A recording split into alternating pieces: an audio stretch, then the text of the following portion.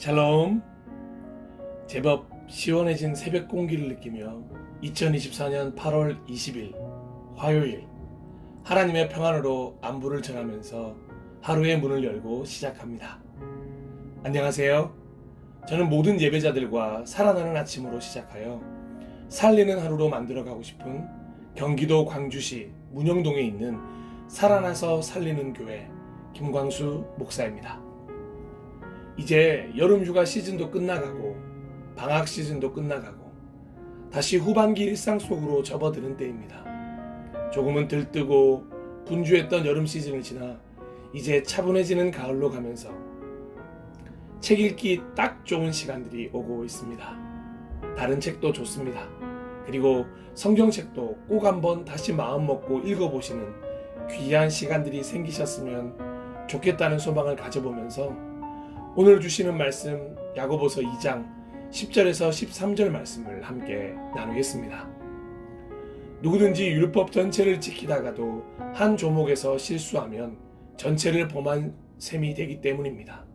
간음하지 말라 하신 분이 또한 살인하지 말라고 말씀하셨습니다. 어떤 사람이 간음은 하지 않는다고 하더라도 살인을 하면 결국 그 사람은 율법을 범하는 것입니다. 여러분은 자유를 주는 율법을 따라 앞으로 심판을 받을 각오로 말도 그렇게 하고 행동도 그렇게 하십시오. 심판은 자비를 베풀지 않는 사람에게는 무자비합니다. 그러나 자비는 심판을 이깁니다. 아멘. 지난 시간에는 차별을 금지하시는 하나님의 마음을 배웠습니다.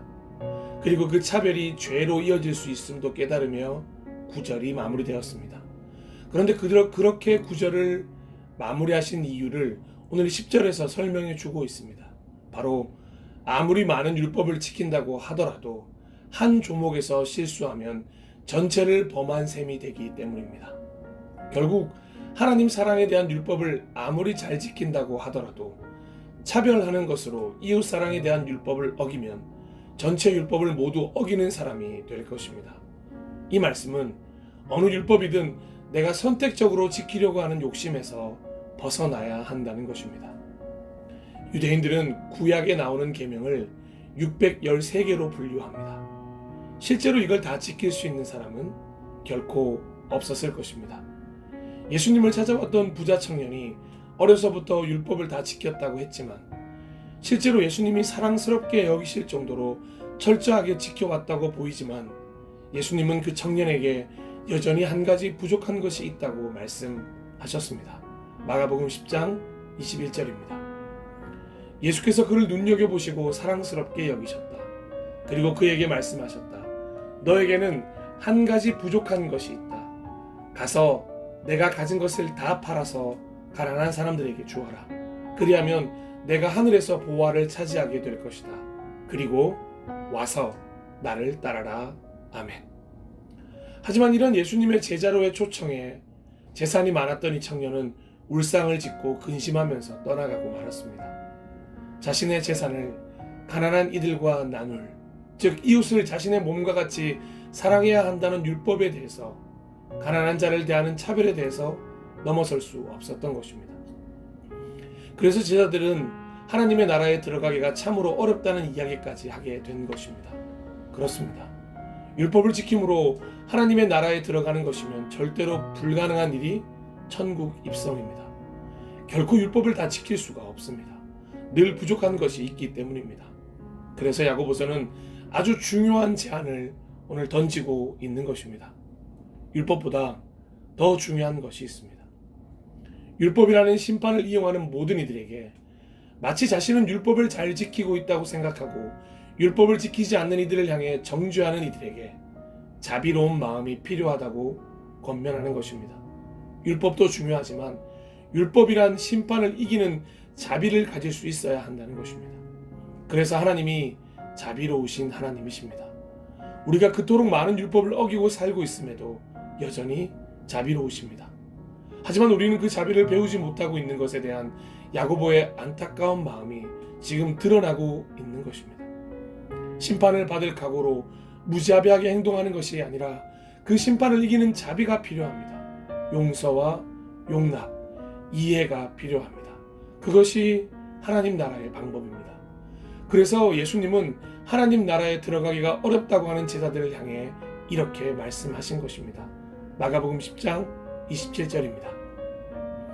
예수께서 그들을 눈여겨보시고 말씀하셨다. 사람에게는 불가능하나 하나님께는 그렇지 않다.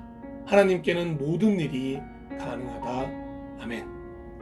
사람의 방법으로는 심판밖에 없지만 하나님의 방법인 사랑으로는 그 심판을 이기는 것입니다.